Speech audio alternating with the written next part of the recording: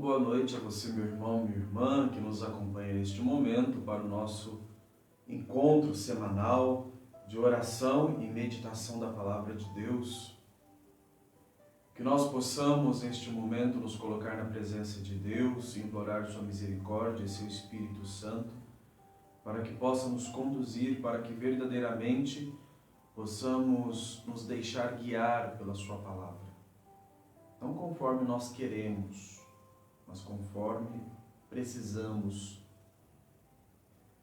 Que nós possamos implorar a intercessão da gloriosa e sempre Virgem Maria, Mãe de Deus e nossa, para que ela, como boa mãe, nos tome pela mão e nos conduza ao seu Filho Jesus e nos ensine a fazer tudo o que Ele disser. Iniciamos este nosso momento, então, com o sinal da nossa fé e com a oração do Trisságio. Em nome do Pai, do Filho e do Espírito Santo. Amém. Santo Deus, Santo poderoso, Santo imortal, tem piedade de nós. Santo Deus, Santo poderoso, Santo imortal, tem piedade de nós. Santo Deus, Santo poderoso, Santo imortal, tem piedade de nós. Glória ao Pai, ao Filho e ao Espírito Santo, agora e sempre pelos séculos dos séculos. Amém. Santíssima Trindade, tende piedade de nós. Senhor, purifica-nos de nossos pecados. Mestre, perdoa-nos as nossas iniquidades. Tu que és santo, cura pelo teu nome as nossas enfermidades e visita-nos. Kyrie eleison, Kyrie eleison, Kyrie eleison. Glória ao Pai, ao Filho e ao Espírito Santo, agora e sempre pelos séculos dos séculos. Amém. Pai nosso que estais no céu, santificado seja o teu nome. Venha a nós o teu reino, seja feita a tua vontade, assim na terra como no céu. O pão nosso de cada dia nos dai hoje, perdoai-nos as nossas dívidas, assim como nós perdoamos os nossos devedores, e não nos deixeis cair em tentação, mas livrai-nos do mal.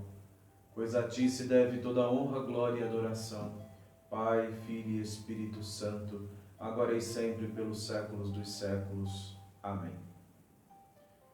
6 da tarde, nós não podemos deixar de recorrer àquela que, como eu sempre falo, é a porta pela qual nos veio Cristo Senhor.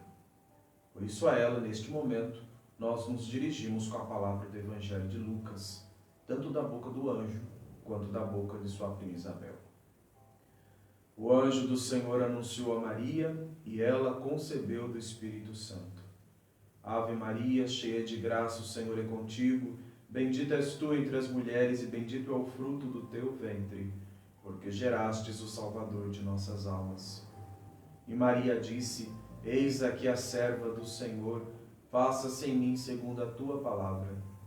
Ave Maria, cheia de graça, o Senhor é contigo. Bendita és tu entre as mulheres, e bendito é o fruto do teu ventre, porque gerastes o Salvador de nossas almas. E o Verbo divino se fez carne e habitou entre nós. Ave Maria, cheia de graça, o Senhor é contigo. Bendita és tu entre as mulheres, e bendito é o fruto do teu ventre, porque gerastes o Salvador de nossas almas. Glória ao Pai, ao Filho e ao Espírito Santo, sempre pelos séculos dos séculos. Amém.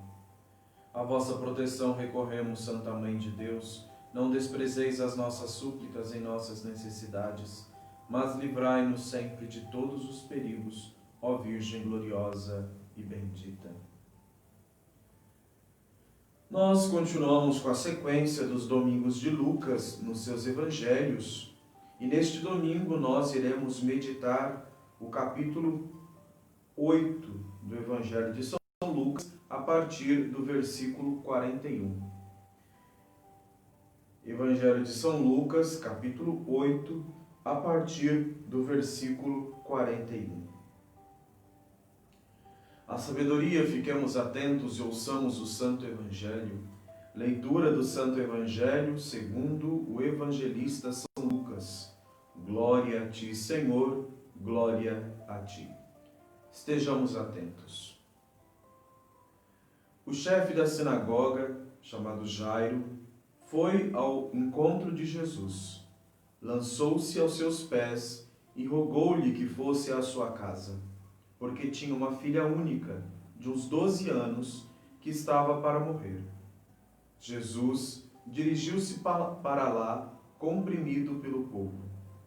Ora, uma mulher que padecia de um fluxo de sangue havia 12 anos e tinha gasto com médicos todos os seus bens, sem que nenhum a pudesse curar, aproximou-se dele por detrás e tocou-lhe a orla do manto, e no mesmo instante lhe parou o fluxo de sangue. Jesus perguntou: quem foi que me tocou? Como todos negassem, Pedro e os outros que com ele estavam disseram: Mestre, a multidão te aperta de todos os lados. Jesus respondeu: alguém me tocou, porque percebi sair de mim uma força. A mulher viu-se descoberta e foi tremendo e prostrou-se aos seus pés e declarou diante de todo o povo o motivo por que o havia tocado e como logo ficara curada. Jesus lhe disse: minha filha, tua fé te salvou, vai em paz. Enquanto ainda falava, veio alguém e disse ao chefe da sinagoga: tua filha acaba de morrer, não incomodes mais o mestre. Mas Jesus o ouviu e disse a Jairo: não temas, crê somente e ela será salva. Quando Jesus chegou a casa, não deixou ninguém entrar com ele, senão Pedro, Tiago, João, com o pai e a mãe da menina. Todos, entretanto, choravam e se lamentavam. Mas Jesus disse: não choreis. A menina não morreu, mas dorme. Zombavam dele, pois sabiam bem que estava morta. Mas, segurando Jesus a ela pela mão, disse em voz alta: menina, levanta-te. Voltou-lhe a vida e ela levantou-se imediatamente. Jesus mandou que lhe dessem de comer. Seus pais ficaram tomados de pasmo. Jesus ordenou-lhes que não contassem a pessoa alguma o que se tinha passado. Amém. Glória a ti, Senhor, glória a ti.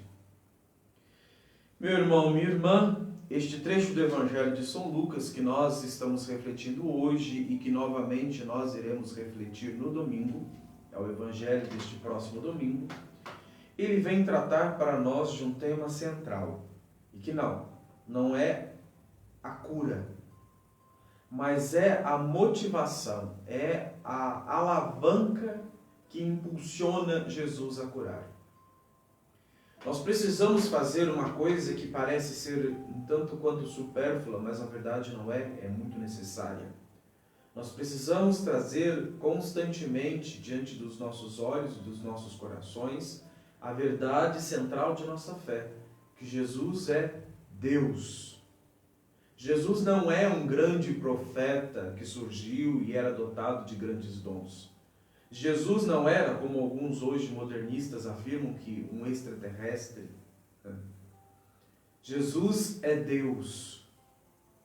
Jesus, como Deus, existia antes de todos os séculos. Por ele todas as coisas foram feitas, e sem ele nada existiria. Primeira verdade que nós precisamos ter em nosso coração e em nossa mente: Jesus é Deus. E a partir deste princípio que Jesus é Deus, nós então vamos ao seu encontro, mas não titubeantes, não como quem duvida de algum espetáculo, mas como pessoas de fé que confiam em Deus e sabem que Deus irá agir conforme a sua benevolência para conosco. Muitas vezes nós nos desesperamos porque nós queremos tal e tal milagre, queremos tal e tal graça, rezamos, fazemos penitência, jejuamos, mas a graça não aconteceu na nossa vida. Aí nós temos duas respostas óbvias. A primeira, porque talvez a nossa fé esteja sendo um tanto quanto distorcida, e não aquela fé que toca o coração de Deus, que é esta que é o fundamental para a realização dos milagres. Ou aquilo que nós estamos pedindo não é para o nosso bem, para a nossa salvação. E Deus, que conhece tudo e todos, que perscruta o coração do ser humano, sabe o que é melhor para nós. E por isso, não nos permitiu obtermos esta graça que nós achávamos tão necessária. Mas voltando para aquilo que eu tinha falado, que é o cerne, que é a alavanca deste evangelho, que é a fé desta mulher que encontra. E permita-me me corrigir, são duas pessoas de fé que este evangelho de hoje nos apresenta. Primeiro, o chefe da sinagoga, que vai ao encontro de Jesus e lhe apresenta a sua necessidade. Tinha uma filha de mais ou menos 12 anos que estava quase morta. E Jesus se predispõe a ir curar essa menina. No caminho, aquele monte de gente apertando Jesus Cristo, né, querendo ver o milagre que iria acontecer, chega uma outra pessoa de grande fé por detrás, vai dizer o evangelista, e toca a orla do manto de Jesus. Para nós aqui traduzindo, a bainha do manto de Jesus. Nem tocou em Jesus, tocou na sua roupa. Na mesma hora que ela tocou, ela sentiu a cura sendo realizada na sua vida. Primeiro que esta mulher foi muito corajosa, porque segundo a lei de Moisés, uma mulher que sofre com fluxo de sangue, ou o fluxo de sangue mensal da mulher, que nós hoje sabemos a menstruação, na tradição judaica, uma mulher que está com fluxo de sangue, ela é impura. E tudo aquilo que ela toca é impuro. Mas é muito interessante este evangelho que a mulher, ao tocar Jesus, ela não está preocupada com a lei mosaica. Ela não está preocupada em tornar aquele homem que ela ia tocar, motivada por uma fé extraordinária, ela não estava preocupada. Ela estava preocupada em obter a graça que tanto necessitava e confiava plenamente que aquele que estava ali, abarrotado pela multidão, era a sua salvação e a sua cura. E o evangelista vai nos dar uma outra informação, que ela tinha gasto grandes fortunas para obter a sua cura e não conseguia. A última esperança dela foi ser curada por Jesus. E é interessante que Jesus, ao ser tocado, ele percebe uma força saindo dele. E aí ele pergunta, alguém me tocou? Pedro olha ao redor e fala assim, mas mestre, olha como tem gente ao nosso redor. E o Senhor pergunta, quem te tocou? E Jesus responde, eu senti uma força saindo de mim. Ou seja, não é algo extraordinário, não é como se fosse um feitiço, não é uma bruxaria aqui. Mas quando Jesus diz isso, eu senti uma força saindo de mim, ou seja, alguém tocou em Jesus de tal forma que ele se sentiu tocado. E não tocado conforme a multidão estava ali ao seu redor, mas foi tocado de uma tal forma que ele sentiu a graça, mesmo inconsciente, saindo dele e indo para esta pessoa.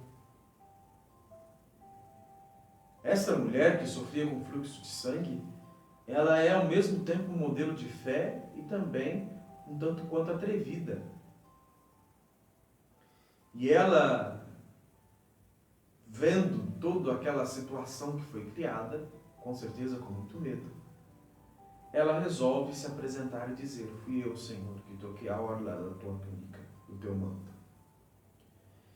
E ao invés de Jesus lhe chamar a atenção, você sofre com fluxo de sangue, você não pode tocar nas pessoas, como diz a lei mosaica, Jesus diz para ela, vai em paz, a tua fé te salvou. A tua fé te salvou. E é muito interessante porque aqui, hoje, refletindo este evangelho para nós partilharmos agora, eu lembrei de um outro trecho do evangelho, que Jesus vai para Nazaré, e quando termina esse trecho da ida de Jesus para Nazaré, o evangelista diz que lá ele não realizou nenhum milagre. Mas por que em Nazaré Jesus não realizou nenhum milagre? Primeiro, porque as pessoas de lá achavam que o conheciam verdadeiramente. Segundo, é o famoso ditado que nós temos, que santo de casa não faz milagres. Mas por que Jesus ali não fez nenhum milagre? Afinal, ele não é Deus? Ele não tem o poder em suas mãos? Sim, mas Jesus não é um mágico, um feiticeiro que está simplesmente ali para fazer uma graça, para se exibir. Cada gesto de Jesus, isso eu já disse aqui numa das reflexões, cada gesto de Jesus na Sagrada Escritura, apresentado a nós pelos evangelistas, vai expressar uma verdade eterna. Jesus não está preocupado em arrebanhar fãs. Jesus está preocupado em converter corações. Hoje em dia, permita-me abrir um parênteses, nós vemos muitos padres, muitos religiosos, muitas pessoas que se dizem cristãs, que omitem-se de anunciar a verdade porque têm medo de perder a popularidade. E aí se dão ao luxo de ingressarem nas modinhas que o mundo apresenta. Fazerem tatuagens, vestir roupas de marca caras, fazer viagens caríssimas, não é? Ter relógio de ouro. Não, aqui eu não estou dizendo que quem trabalha não pode usufruir do seu trabalho. Não é isso que eu estou dizendo. Mas nós não podemos perder o foco daquilo para o qual nós fomos consagrados. Nós somos consagrados para anunciar Jesus. Eu não estou aqui para agradar as pessoas. Eu não estou aqui para fazer amizadezinhas dizendo sim para todo mundo. Eu estou aqui para anunciar a verdade, mesmo que esta verdade gere inconvenientes. Eu não posso me indispor com fulano. Eu não posso me indispor com cicrano. E aí eu me indisponho com Deus, do qual eu deveria ter a minha fidelidade mais acirrada. Porque eu sou sacerdote, eu sou um consagrado, não para agradar fulano, ciclano, beltrano. Eu sou um consagrado para servir a Deus. E diz a Sagrada Escritura, quem agrada aos homens, desagrada a Deus. E aí nós vemos Jesus que olha para esta mulher com misericórdia e admira-se da fé dessa mulher. Ela teve coragem de enfrentar toda aquela multidão, ela teve coragem de se esconder de tal forma que ninguém a reconhecesse, porque possivelmente ela era conhecida naquele lugar, para tocar a orla do manto de Jesus.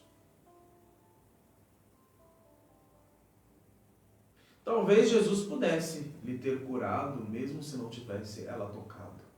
Mas o que nós precisamos notar aqui neste evangelho é este sacramental, este símbolo, este sinal.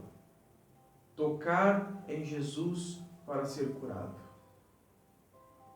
E hoje, infelizmente, nós achamos que tocando nos objetos sagrados nós seremos curados. Mas não se trata aqui de superstição, se trata de fé. Isso nós precisamos distinguir. A cruz que eu trago no meu peito, a medalha com o santo ou a santa, ou da Teotocos que eu trago no meu peito, não é um amuleto mágico, não é um símbolo de proteção, mas ele quer diariamente me lembrar daquele que eu sou, de quem eu sou e para quem eu sou.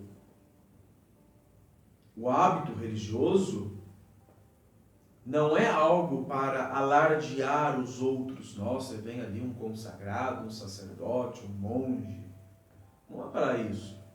Mas é para que eu mesmo me lembre de quem eu me fiz servo.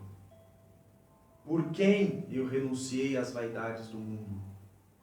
Por quem eu abri mão de outras coisas que até eram boas. Mas como diz o Evangelho, quando se acha um grande tesouro enterrado num campo, a gente vai, vende todas as outras coisas para adquirir aquele campo. A fé que esta mulher é apresentada para nós neste Evangelho hoje, vem nos questionar sobre como se encontra a nossa própria fé. Quantas e quantas vezes, possivelmente, nós fizemos novenas, súplicas, pedimos a intercessão dos santos, fizemos jejum, fizemos uma penitência e não obtivemos a graça que queríamos. E nós desanimamos. Vou deixar de rezar, isso é uma perda de tempo. E talvez o que nós precisássemos só seria um pouquinho mais de perseverança, um pouquinho mais de constância na oração. Infelizmente, nós temos o hábito de, quando não somos atendidos, nós logo nos esmorecemos e desistimos de correr atrás de Deus e bater a sua porta para que Ele possa olhar com misericórdia para a nossa pequenez. Esta mulher não se cansou, mesmo depois de toda a medicina mundana do mundo, não mundana ruim, toda a medicina do mundo não ter lhe dado esperança de cura. Ela ainda tinha uma última esperança, que era ser curada por Jesus de Nazaré. Aquele que a multidão estava apertada e que acompanhava até a casa do chefe da sinagoga. E aí o Evangelho nos apresenta então este segundo personagem de fé do Evangelho. Nós precisamos entender uma coisa. Na tradição judaica, não existia templos como nós temos hoje em dia. Praticamente todo bairro em uma cidade tem uma igreja, tem um templo, uma capela. E lá se pode adorar a Deus, se pode oferecer o sacrifício da Santa Missa, ou da Divina Liturgia. Mas na tradição judaica não é assim que funciona.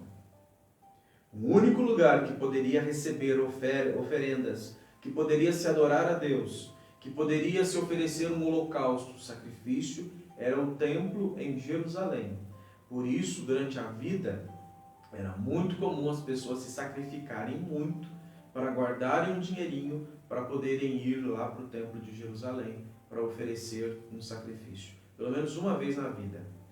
Levando em consideração que a maioria das pessoas iam lá praticamente todo ano.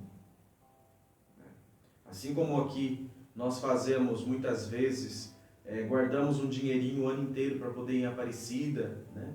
Lá era a mesma coisa. Tinha que se ir no templo em Jerusalém pelo menos uma vez na vida. A sinagoga não era um templo. A sinagoga era um lugar onde se ouvia a palavra de Deus e se meditava nesta palavra. Somente. Era uma casa de oração. Não era um lugar para adorar a Deus. E este chefe da sinagoga era um homem eminente, não era uma pessoa desconhecida, por ser o chefe da sinagoga.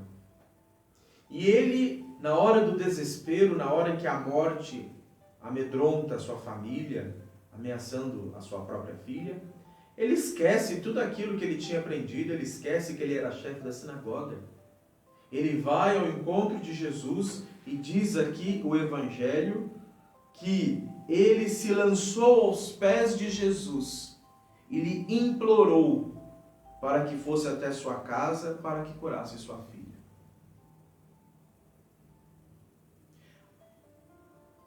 Às vezes nós precisamos chegar ao extremo do desespero para nós percebermos quem é verdadeiramente o nosso Salvador e Redentor. Às vezes a morte precisa bater na nossa porta para que nós possamos esquecer tudo aquilo que pensamos ser, todos aqueles status que nós achamos ter.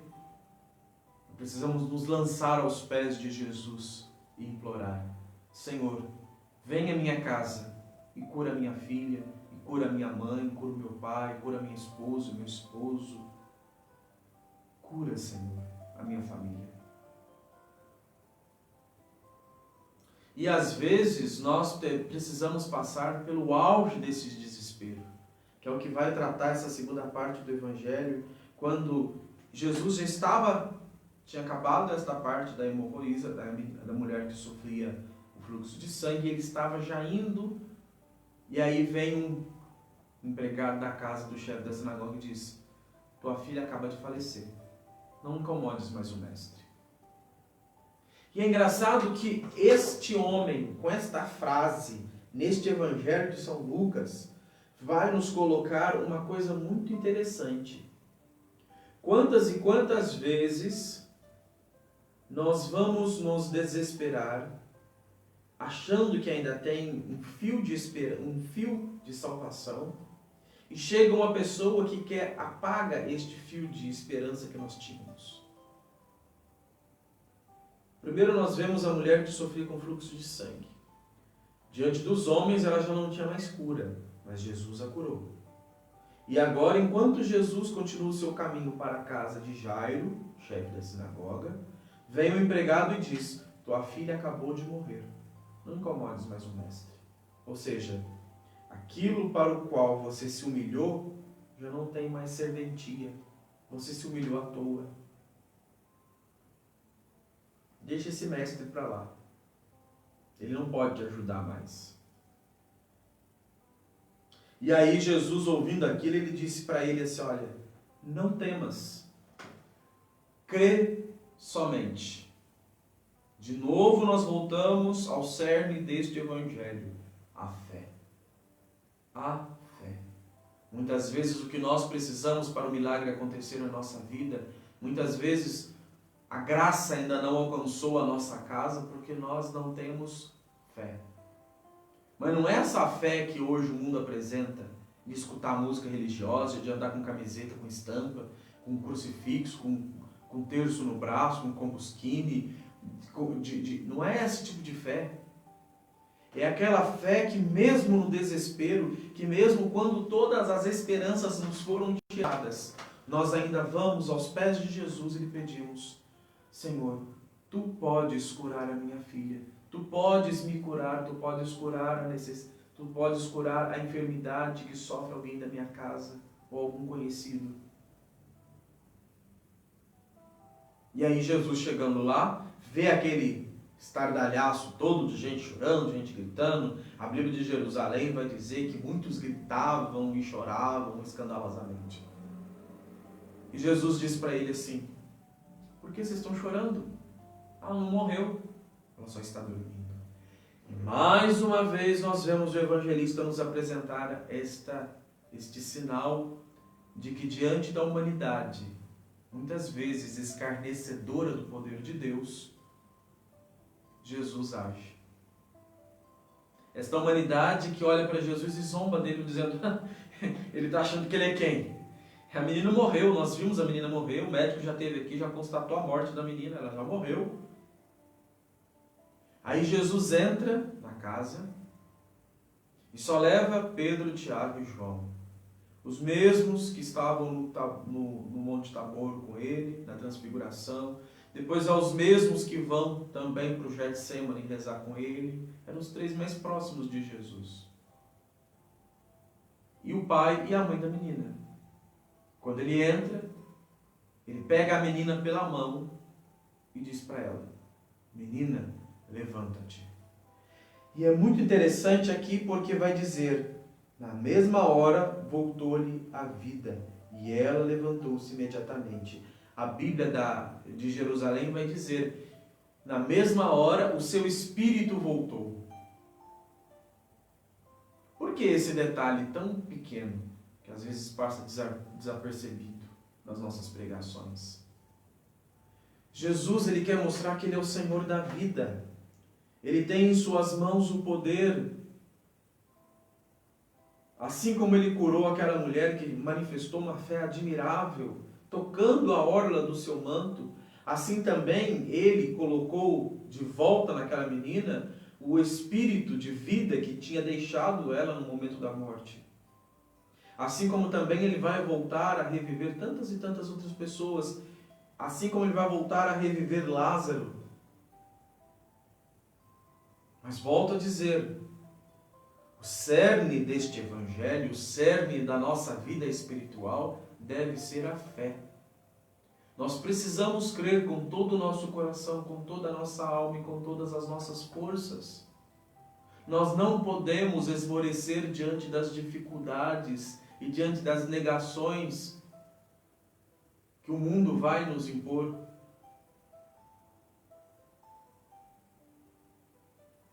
Estava lendo um livro sobre mística cristã, e este livro vai exatamente dizer o seguinte, que nós não podemos nos deixar levar pelas manifestações de Deus, ou manifestações que aparentam ser de Deus. Porque muitas vezes o demônio vai realizar grandes prodígios para nos enganar, para que nós deixemos de buscar na fé o verdadeiro Deus. E assim nos deixemos enganar pela sua malícia e astúcia. Nós precisamos, enquanto estivermos nesta vida, e São Paulo vai deixar isso bem claro, trazer em nós 3 virtudes que a Igreja Latina vai chamar de virtudes teologais: a fé, a esperança e a caridade. Nós precisamos, a cada instante, renovar a nossa fé em Deus, em Jesus, no seu Espírito Santo, na sua Igreja Santa, Católica e Apostólica. Nós precisamos tirar dentro do nosso dia pelo menos 10 minutos para estarmos na presença do Senhor e clamarmos a sua misericórdia, porque isso é tocar a orla do manto do Senhor. Ou seja, parece uma coisa tão pequena, 10 minutos, mas isso é o tocar a orla do manto do Senhor. E quando nossa fé realmente começar a crescer e ficar bonita, frondosa, obviamente que será atacada de várias maneiras. O demônio não vai deixar nossa fé crescer forte e bonita. Mas Jesus vai fazer como ele fez com esta menina. Vai nos tomar pela mão e vai nos levantar. E não vai deixar o Espírito da vida sair de nós. Porque Ele é Deus. Ele é o nosso Salvador e Redentor. Ele não engana, Ele não mente. Mas nós também precisamos parar de correr atrás de um Deus milagreiro, de um Deus curandeiro.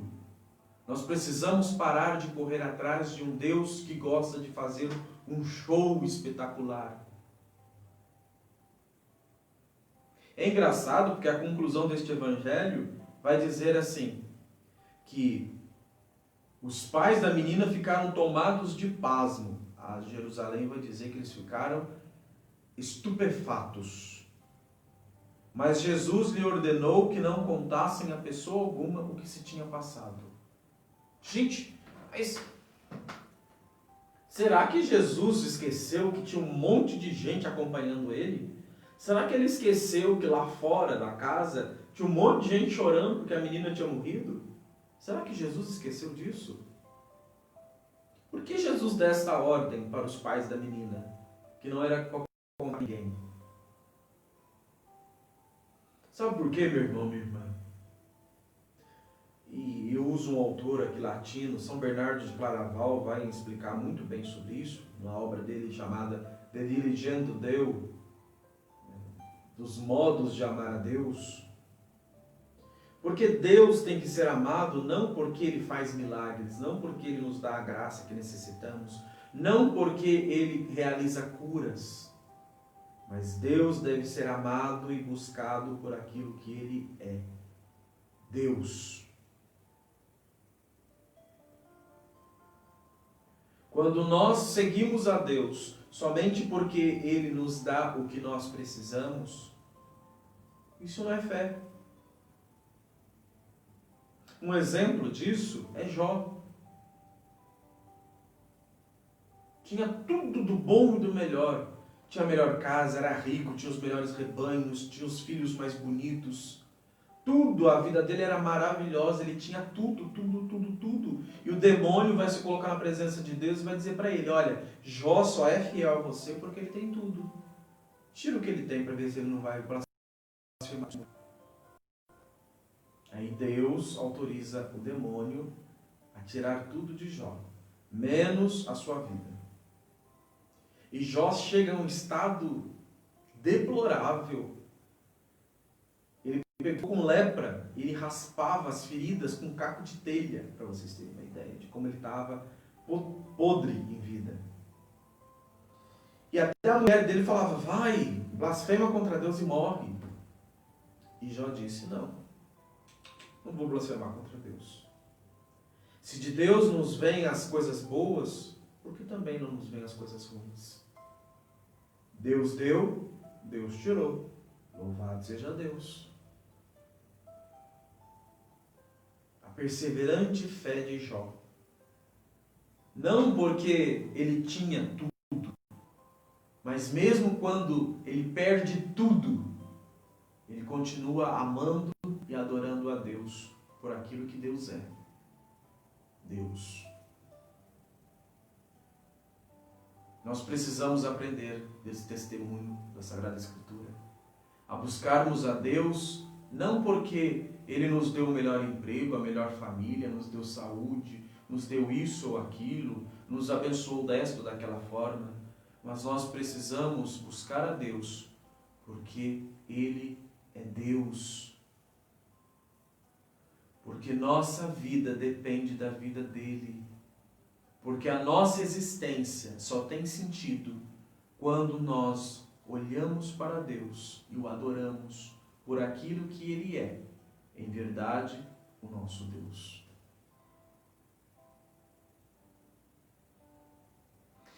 Que estes dois exemplos de fé que o Evangelho nos apresenta neste dia de hoje, tanto Jairo, o chefe da sinagoga, quanto esta mulher que sofria com fluxo de sangue e que foi curada, que nós possamos reanimar a nossa fé em Deus e amá-lo e buscá-lo, mesmo quando todas as coisas da nossa volta nos apontam que não tem sentido, não vai dar certo, é inconveniente, como disse aquele empregado de Jairo que chegou.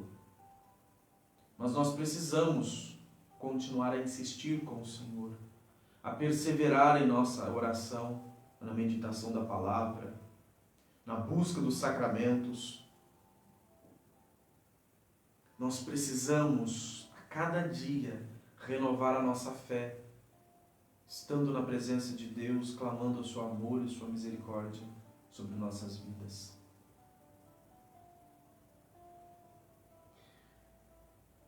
O muito sem Deus é nada. O pouco com Deus é muito. Se nós perdermos tudo nesta vida, mas ainda continuarmos firmes em Deus, tudo nós teremos. Peçamos a Deus. Pai Santo, Pai amado, nós nos colocamos nesta noite na Tua presença e Te imploramos a Tua misericórdia e bondade.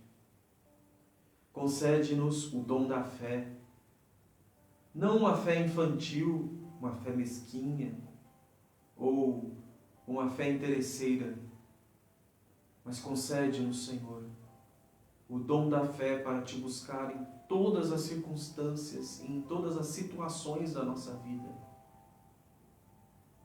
Dai-nos, Senhor, a necessidade, assim como nós temos do alimento, do repouso, da água, dai-nos também termos necessidade da Tua presença e estarmos na Tua presença.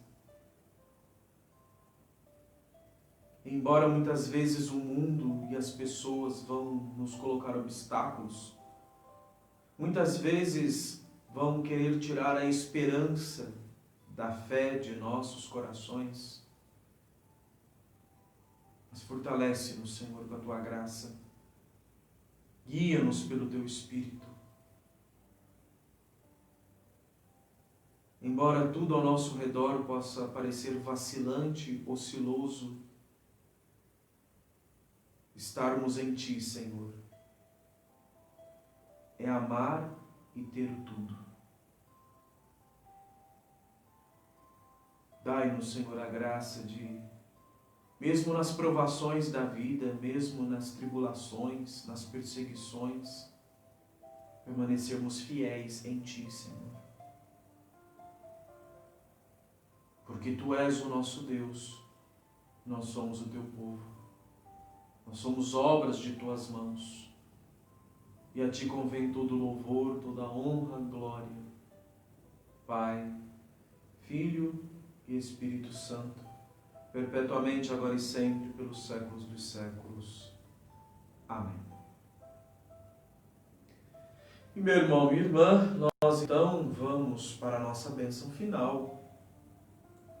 Nós queremos, neste nosso momento também, lembrar dos nossos irmãos e irmãs que estão sofrendo lá na Grécia com um terremoto e um maremoto.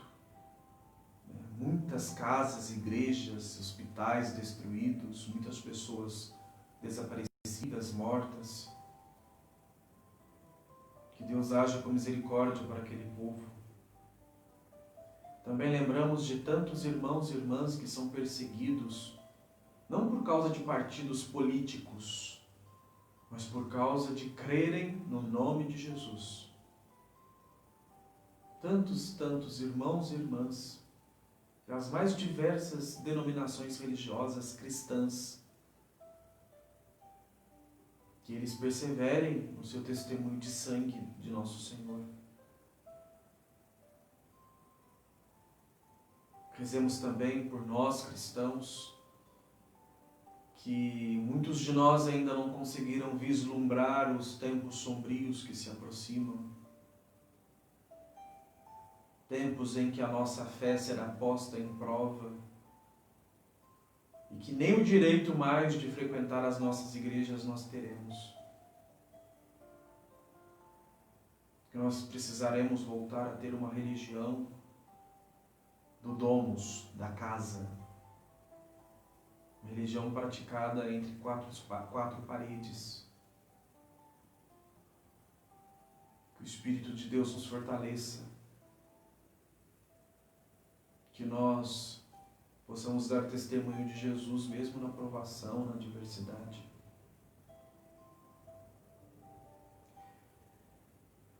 Que Deus possa proteger os seus sacerdotes, que mesmo em lugares de grande perseguição se exponham ao perigo para poder ministrar os sacramentos ao povo de Deus. Acolha as almas daqueles que partiram desta vida de forma muito bruta, como essas pessoas que foram assassinadas lá na França, tantas outras pelo mundo afora.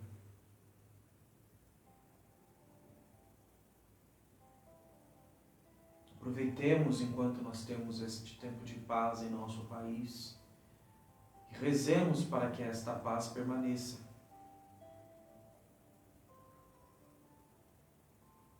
Porque infelizmente muitos daqueles que trazem o nome de cristão vão apostatar da sua fé.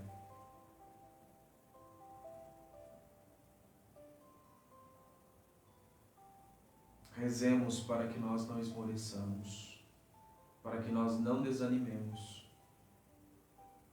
Que Deus nos dê a sua graça e a sua força. Rezamos também pelos nossos benfeitores, dos que estão ajudando com a reforma da igreja, pelos nossos conhecidos, nossos familiares, nossos amigos. Rezemos por suas necessidades, por cada irmão, cada irmã que acompanha esta nossa oração de toda sexta-feira.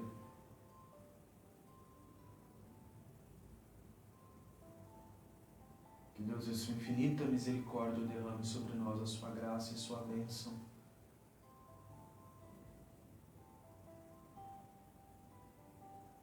Pelas orações e intercessão dos santos Zenóbio e Zenóbia, cuja memória hoje nós recordamos.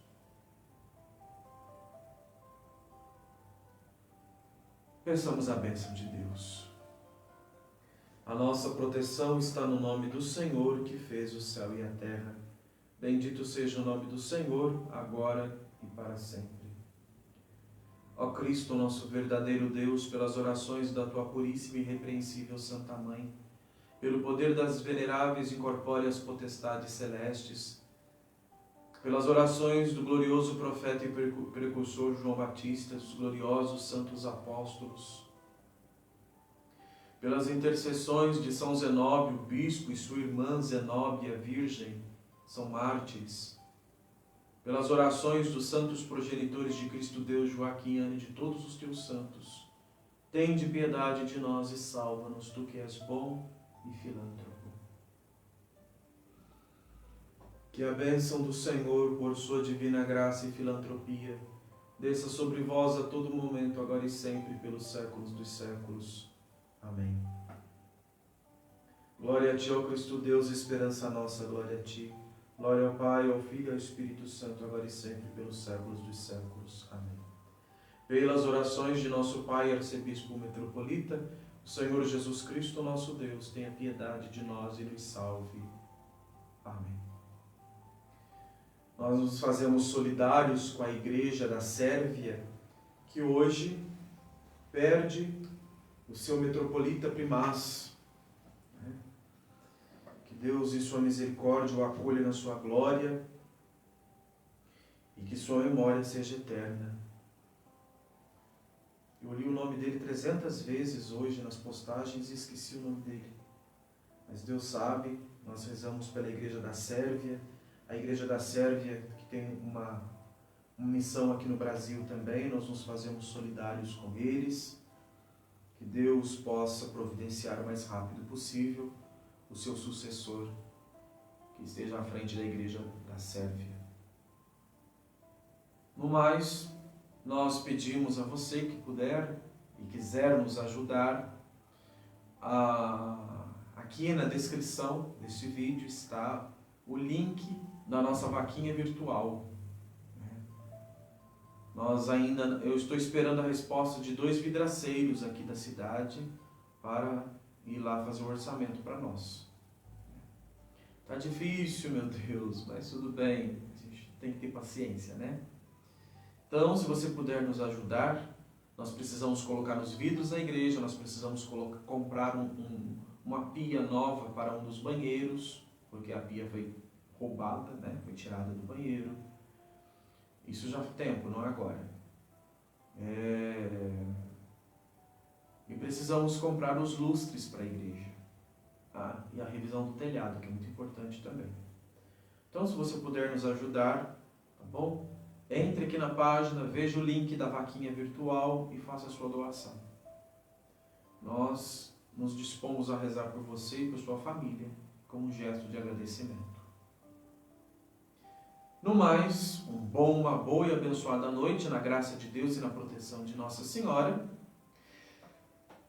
Cristão não celebra Halloween, não celebra Halloween, não se fantasia de vampiro, de monstro, de zumbi, de demônio, não fantasia essas coisas, não celebramos Halloween, tá bom? Quer celebrar alguma coisa, celebre agora, 1º de novembro, a festa de Todos os Santos, na Igreja Romana. Para nós, domingo é dia dos santos Anárgiros e médicos Cosme e Damião. Ao final da liturgia aqui na minha casa, na minha capela, nós estaremos dando uma bênção especial pela saúde. Até uma próxima oportunidade. Fiquem em paz, perseveremos na oração e busquemos cada vez mais fazer a nossa fé crescer com a ajuda de Deus e do seu Espírito Santo. Uma boa e abençoada noite a todos, na graça de Deus e na proteção de Nossa Senhora. E até uma próxima oportunidade, se Deus quiser. Fiquem em paz.